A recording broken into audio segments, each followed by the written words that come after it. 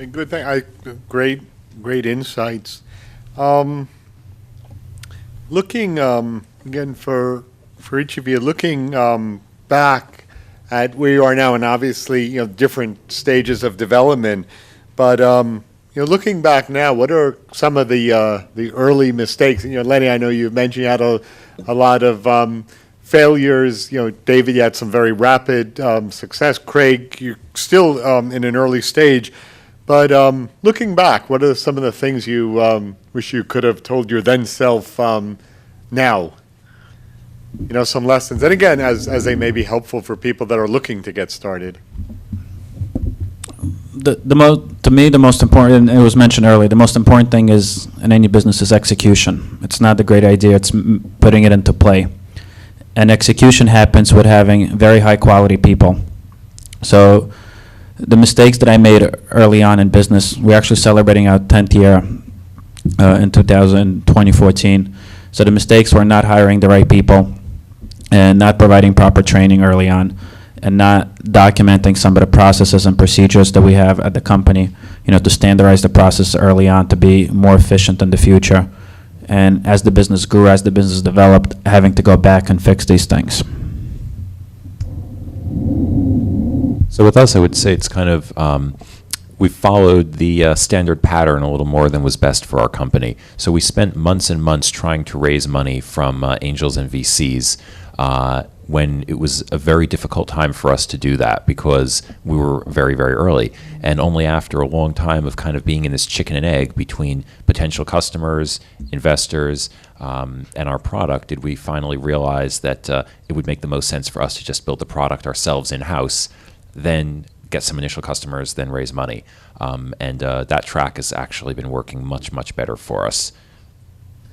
So some of the mistakes we made, especially being a young company, we made a ton of mistakes. So I'll just kind of give the lessons that we learned from it.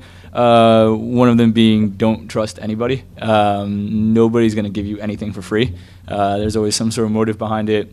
And trust me, nobody's as nice as they seem. So be very, very careful of the people you have around you, and be very, very careful of the people you take advice from, and also allow into the business as a partner or anything like that, because a lot of things change through time. So just be careful of the people you trust. The other thing I would say in regards to mistakes we made, we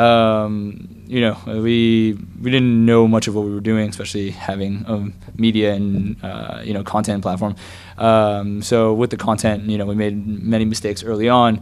I remember we didn't even have an editor, so there was a lot of mistakes within the content. We would hear a lot of complaints about. But the biggest lesson from there is that don't be afraid to make mistakes.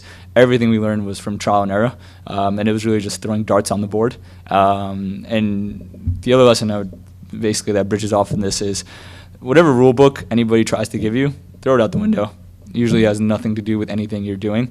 The only way you're going to be able to execute is by literally constantly trying with different darts and throwing them at the board, and eventually you'll realize the ones that are flying right and sticking right, and those are the ones you base your formula off and execute off of. And then the next thing is people. I mean, people is incredibly important. So your team is everything. Your team is your backbone.